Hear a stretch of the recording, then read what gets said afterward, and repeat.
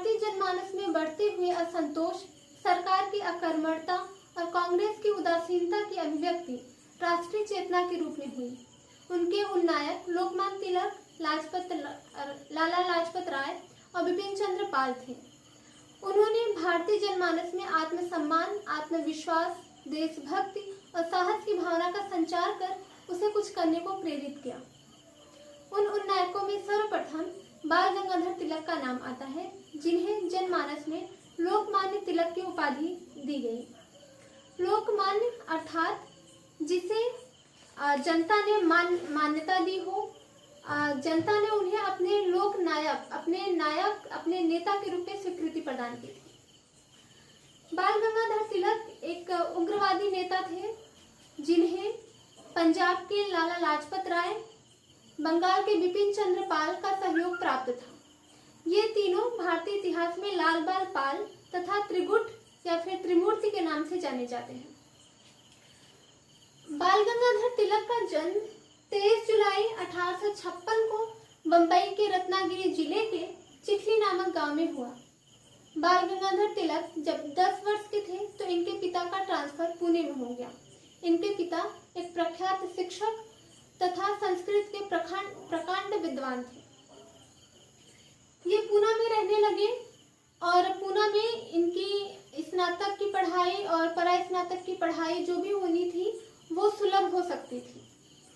इन्होंने बीए किया तथा 1879 में इन्होंने एलएलबी की डिग्री ली। एलएलबी करने के बाद इनके परिवार को था कि ये वकालत करेंगे और अच्छा धन कमाएंगे तथा अपने वंश, अपने कुल के नाम को आगे बढ़ाएंगे। लेकिन इन्होंने उनके विपरीत, उनकी आकांक्षाओं के विपरीत समाज सेवा की, देशभक्ति में अपने पूरे जीवन को लगा दिया।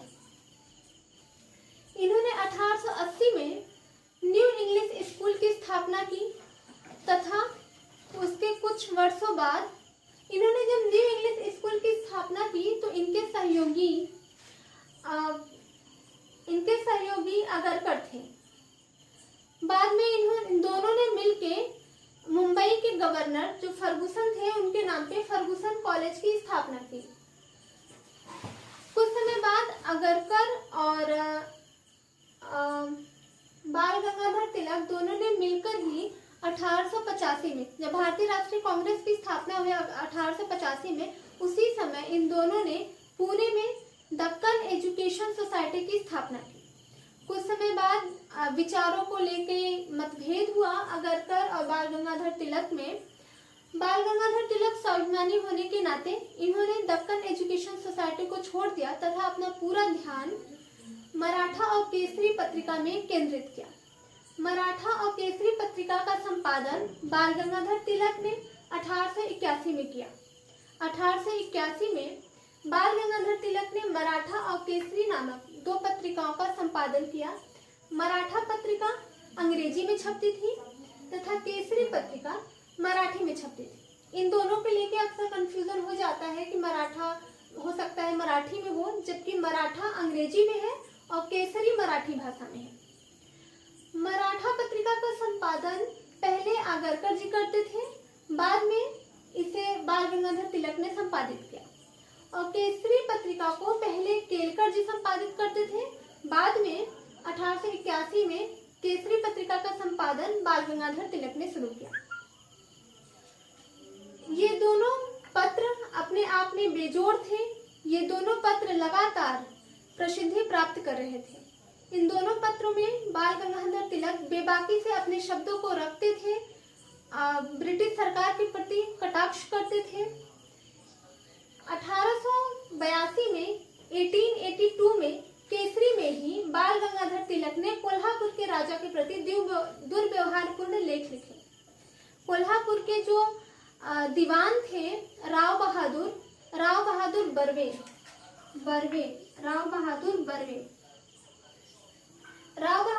ने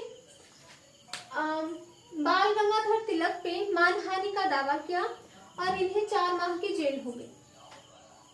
बाल गंगाधर तिलक ने अपने इन्हीं पत्रों में दामोदर बंधु जो दामोदर हरि चापेकर थे, चापेकर बंधु जो दामोदर हरि चापेकर बालकृष्ण हरि चापेकर तथा इनके भाई गणेश हरि चापेकर थे। इन तीनों को चापेकर बंधु कहा जाता है। इन तीनों ने जब पूना में प्लेग कमिश्नर मिस्टर रैंड और लेफ्टिनेंट एयरस्ट की हत्या की तो उसे अपने पत्रिका में बाल गंगाधर तिलक ने सही ठहराया। पूना में उस समय प्लेग चल रहा था जिसपे कोई कार्रवाई नहीं हो रही थी, और कार्रवाई हुई भी तो बहुत देर हो गया, जिसके खिलाफ, उस प्लेग के खिलाफ की कार्रवाई नहीं हो रही है। इस बात को लेकर बाल गंगाधर तिलक ने अपने पत्रिका में लगातार चीजें लिख रहे थे, लगातार उग्रवादी भावनाओं को बढ़ा रहे थे। और कहा जाता है कि ब्रिटिश सरकार ने कहा कि बाल गंगाधर तिलक ने ही चापेकर बंधुओं को उकसाया अपने लेखों द्वारा, अपने विचारों द्वारा, जिससे उन्होंने मिस्टर रैंड और लेफ्टिनेंट की हत्या की। और इसके लिए, उन्हें उकसाने के लिए, देशद्रोह के लिए बाल गंगाधर तिलक पर मुकदमा चलाया गया तथा उन्हें 18 माह की जेल हुई। 1893 और 1895, 1893 और 1895 में बाल गंगाधर तिलक ने गणपति उत्सव और शिवाजी उत्सव मनाया तथा इसे एक सामाजिक एकता के रूप में फेमस किया। सामाजिक एकता का जो इन्होंने सूत्रधार रखा वो गणेश उत्सव और शिवाजी उत्सव था।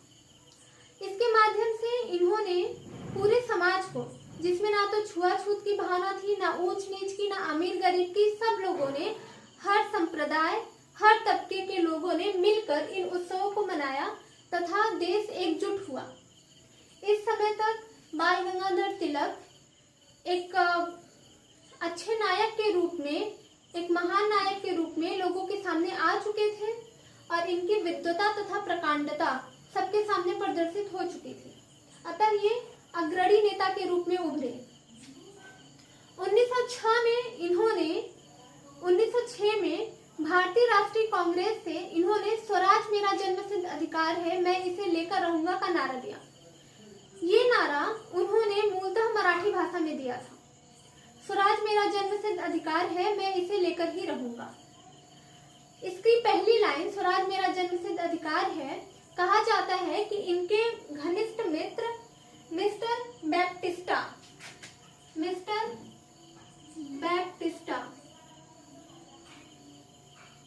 इनका पूरा नाम जोसेफ बैप्टिस्टा है, जो इनके घनिष्ठ मित्र थे। और जब इन्होंने, बाल गंगाधर तिलक ने जब होम रूल लीग की स्थापना की तो इसके पहले अध्यक्ष इन्हीं को बनाया और इन्हें स्नेहवश बाल गंगाधर तिलक काका बैप्टिस्टा के नाम से पुकारते थे। 1808 में जब प्रफुल्ल चाकी और खुदीराम बोस ने बम कांड किया तो बाल गंगाधर तिलक ने अपने पत्र में इसे उचित ठहराया तथा कहा कि सरकार, ब्रिटिश सरकार की नीतियां ऐसी है ही कि उनके साथ ऐसा होना चाहिए। फिर इनके ऊपर राजद्रोह का मुकदमा चला और सरकार को एक मौका भी मिल गया था, क्योंकि उस समय 1908 में ये कांग्रेस से अलग हो चुके थे। जब ये कांग्रेस में आए, बाल गंगाधर तिलक जब 1890 में जब ये कांग्रेस में आए तो इन्होंने कांग्रेस की नीतियों की आलोचना की और इन्होंने कहा कि याचना करना, भिक्षा मांगना तथा अपने हक के लिए, अपनी चीजों के लिए लड़ना दोनों अलग बात है। कांग्रेस सिर्फ भिक्षा मांगती है, भीख मांगती है, याचना करती है ब्रिटिश सरकार के सामने, जो सही नहीं है। देश हमारा है, स्वराज हमारा है और हमें अधिकार पूर्व इसे मांगना चाहिए, न कि हमें उसके आगे गिड़गिड़ाना चाहिए, याचना करना चाहिए। इनके विचार बहुत जल्दी पूरे देश में फैल गए। इन्हें अपने विचारों के कारण, अपने जो इनका स्वाभिमान था कि नहीं, देश हमारा है तो हम इसे अधिकार पूर्वक लेंगे, इन्हें अपने विचारों के लिए कांग्रेस के अंदर भी बहुत सारे संघर्ष करने पड़े। यहाँ तक कि कांग्रेस दो भागों में, गरम दल और नरम दल में बट गया। गरम दल बाल गंगाधर तिलक, बिपिन चंद्र पाल और लाला लाजपत राय थे। बाल गंगाधर तिलक गरम दल के अगुआ नेता बनकर उभरे और 1907 आते आते ये दोनों दल एक दूसरे के कट्टर विरोधी हो गए तथा गरम दल को 1907 के कांग्रेस के सूरत अधिवेशन में कांग्रेस से बाहर निकलना पड़ा। 1908 में इन पे राजद्रोह का मुकदमा चला तथा इन्हें 6 वर्ष के लिए मांडले जेल भेज दिया गया। 6 वर्ष मांडले जेल में इन्होंने जेल में पुस्तकें मांगी लिखने के लिए, तो अंग्रेज सरकार ने, ब्रिटिश सरकार ने इन्हें किसी भी ऐसे पत्रों को, ऐसे विचारों को लिखने से मना किया जो आंदोलन ला सकता था और हड़ताल कर सकता था, जनमानस में विद्रोह उत्पन्न कर सकता था। अतः इन्होंने भगवत गीता पर महाभाष्य लिखा। भगवत गीता पर इन्होंने गीता रहस्य नामक महाभाष्य लिखा जो कर्मवाद के सिद्धांत पर आधारित था। इन्होंने कहा कि ऐसे समय में जब हम स्वराज प्राप्ति के लिए अग्रसर हो रहे हैं, ऐसे समय में भक्ति और मोक्ष को त्याग कर हमें कर्म योग के सिद्धांत को आगे बढ़ाना चाहिए, हमें कर्म करना चाहिए। और इन्होंने श्री कृष्ण के कर्म योग सिद्धांत पर गीता रहस्य लिखा। इन्होंने कहा कर्मणे वाधिकारस्ते मां फलेषु कदाचन को आगे बढ़ाना है, न कि भक्ति और मोक्ष की बातों को। इन्होंने जो गीता रहस्य लिखा, जब ये 6 वर्ष के बाद 1914 में जेल से बाहर आए तो 1915 में गीता रहस्य का प्रकाशन हुआ।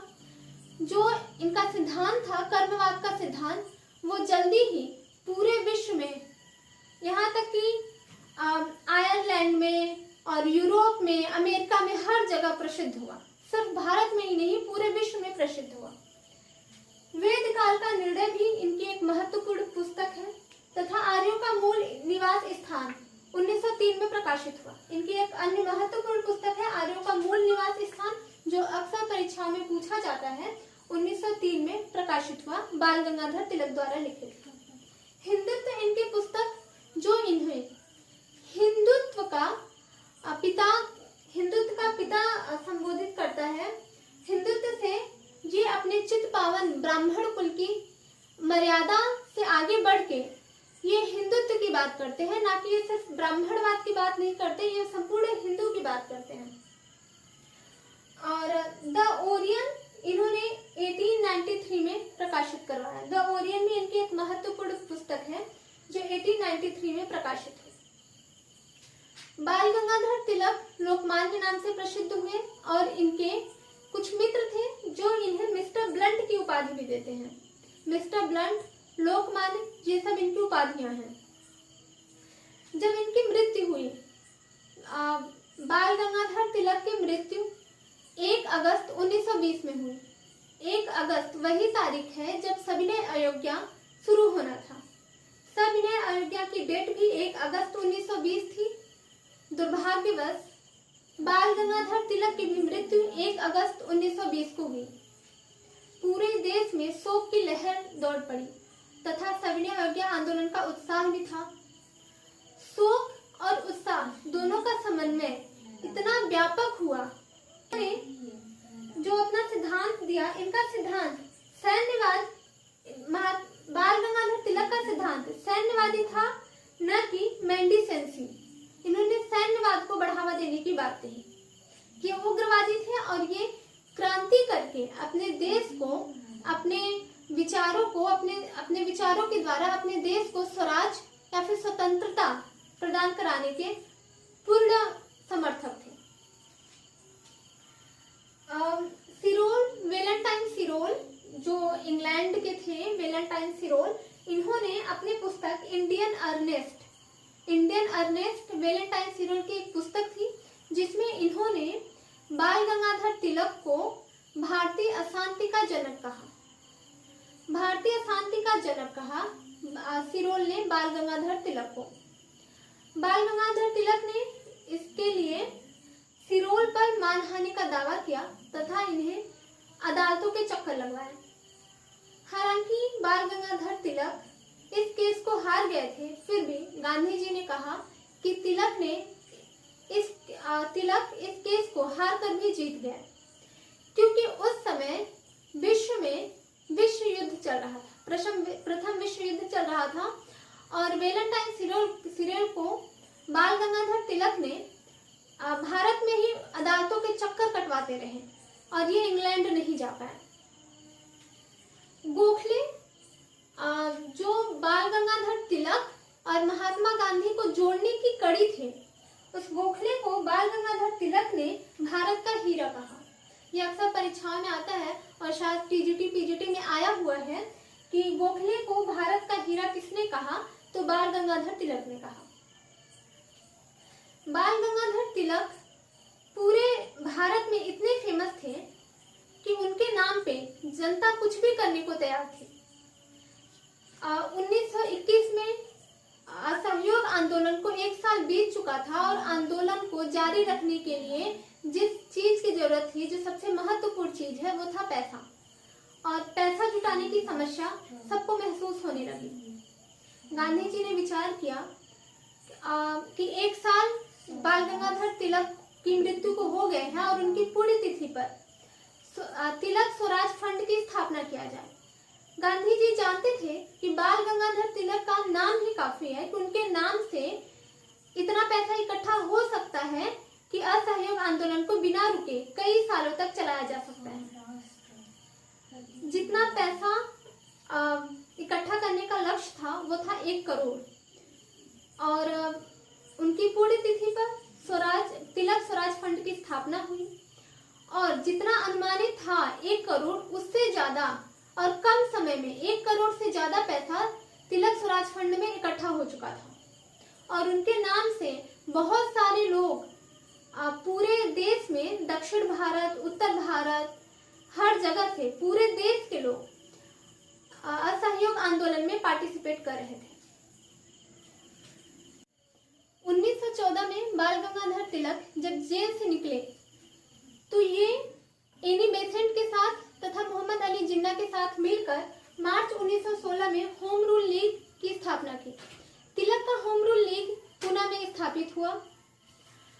इसमें ये एक आंदोलन की तरह नहीं था कि पूरी जनता एक साथ आंदोलन करे।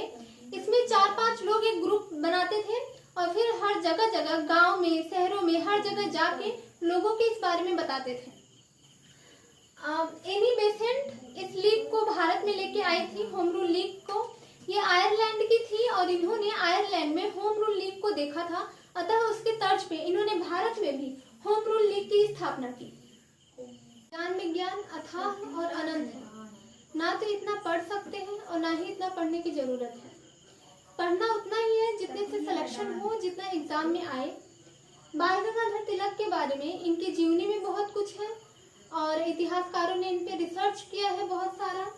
तो हम सिर्फ उतना ही पढ़ेंगे जितना जरूरत है हमें, जितने से हम एग्जाम क्रैक कर सकते हैं। आई थिंक इतना सफिशिएंट है किसी भी एग्जाम को क्रैक करने के लिए।